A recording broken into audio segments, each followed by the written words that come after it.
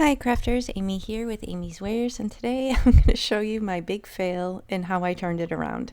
So here I have a gel plate, I have two 6x9 stencils from A Colorful Life Designs, I have some perfect pearls, some cardstock, a brayer, and some acrylic paint.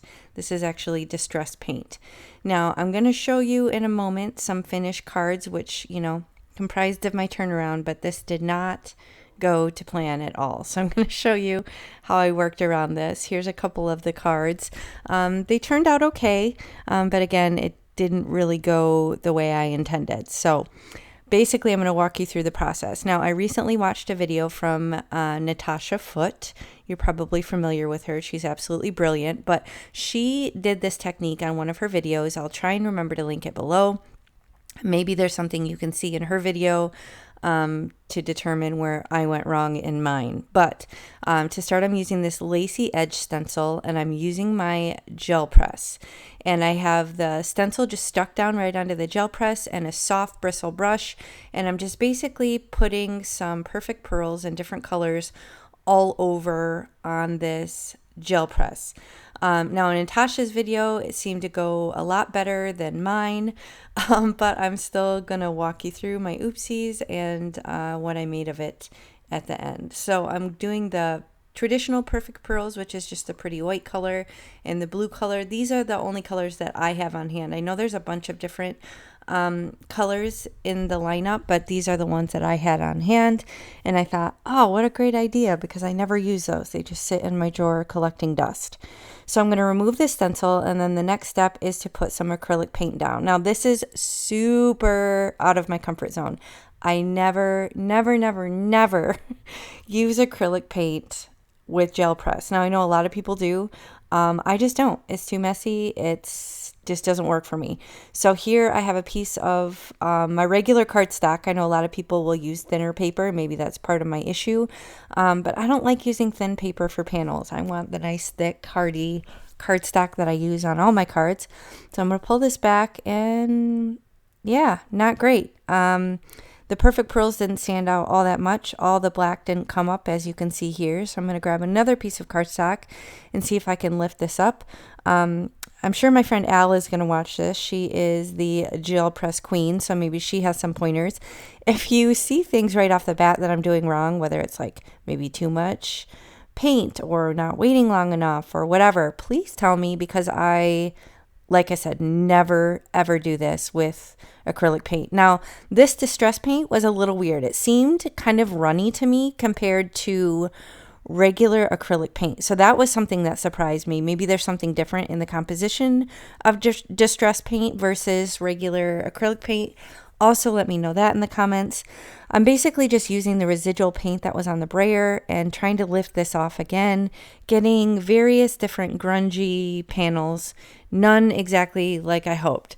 So now I'm coming to this turntable stencil. This is again another one from A Colorful Life Designs. Be sure to use my coupon AmyFan10 if you shop and save on your complete order. But now I'm coming in with some warmer coppery gold colors. Same thing, using this loose, kind of soft, it's probably a watercolor brush, not an expensive one.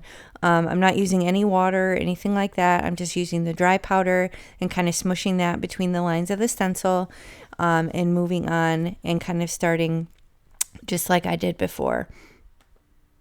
Now I remove the stencil. I have this beautiful design. Now here I decide to use actual acrylic paint. So this is like just craft store regular acrylic paint. It was in my daughter's crafty stuff. I grabbed a bigger brayer, and I put way too much down, I think, to start, which was definitely part of the problem, but it was a much thicker consistency than the distress paint. So I'm going to pick this up. Oh, actually, this wasn't the one where I did too much paint. This one actually probably is the best pull and probably the closest to what I was going for. So there's a bit of a contrast. Obviously, it doesn't show as much until you turn it in the light, and then you get that nice shimmer. But it's my understanding, based on Natasha's video, that it really kind of sets the perfect pearl powder without having to wet it, because you have the moisture of the paint itself kind of setting it in. So if you've worked with perfect pearls in the past, you know you kind of probably got to spritz it to make it set or whatever, but in this case the paint does it and it didn't rub off. So that was a really cool feature. Now here's the one where I did way too much paint. You can see it slushed right off the edge of the gel plate and made kind of a big mess. So here you can see, yep, big fail there. But I do have plans, do have ideas for using that, which is basically just a flat painted black. And again, I don't want to waste this, so I'm just pulling other prints and we'll see what I can make with it. So here are the ones that I have. They're kind of not completely dry yet, but that's, again, probably the best one. I have variations, different grungy ones. This one was a mess, but I actually really like that one. And again, stick around. I'll show you all the finished cards again. But basically, these are the panels. Didn't quite go as well as Natasha's. Not a complete loss. I was able to kind of cut a bunch of panels out. I have various different rectangle dies here. I have some deckled edge. They're actually torn edge. They're from Craft Stash. Sadly, I think they aren't carrying them now. I have some LDRS Creative, just various different stitched or designer edge rectangle dies to cut down panels for my cards. Here I'm showing you kind of, some are smaller than A2 size, some are quite smaller. These are the really good ones. I was able to get 2 from that. And then these, I also have a plan for cutting out some of the sentiments. So here I'm just kind of figuring out, I know I want to do like a black border. So I thought in this one, well, I'll just use this basically flat black as a border layer. So instead of getting some black cardstock, why not use this so it doesn't go to waste? I cut it down so it's bigger than my decorative panel. I'm going to run it through a 3D embossing folder to give it some cool interest, and it will perfectly match that panel. So that's one way to use kind of a messed up pull. You can use shadow layers for your die cuts, or you can use it for background layers if you just want a solid color. Here I'm flipping through my sentiment book, and here's the finished cards. So I'm going to show you the different bling that I use. This is Cobalt Blue. These are all also from A Colorful Life Designs. You can use my coupon on those, AmyFan10. There are over 100 colors of bling in the shop now. They're amazing. This was one of the, what I felt was successful pull. I have this angled Mosaic 3D, and then I use the satin matte copper bling for that one.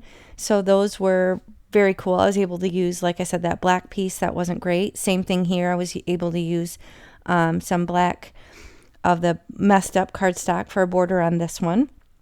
I have another 3D embossing folder, diamond stars, and then I missed what that one was. Hopefully you saw that. I think it was metallic gold.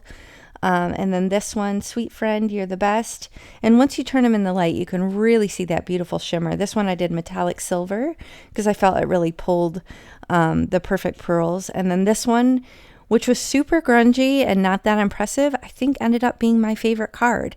So I used a hologram kind of cardstock, and then also that Mod Squares 3D and hologram silver for that bling. So still able to get 5 cards, even though it didn't go as planned. Like I said, check out Natasha's video. She's brilliant. You'll probably have more success than me, but I wanted to share my failures and my successes with you. So thanks for checking it out. I'll catch you next time. Bye.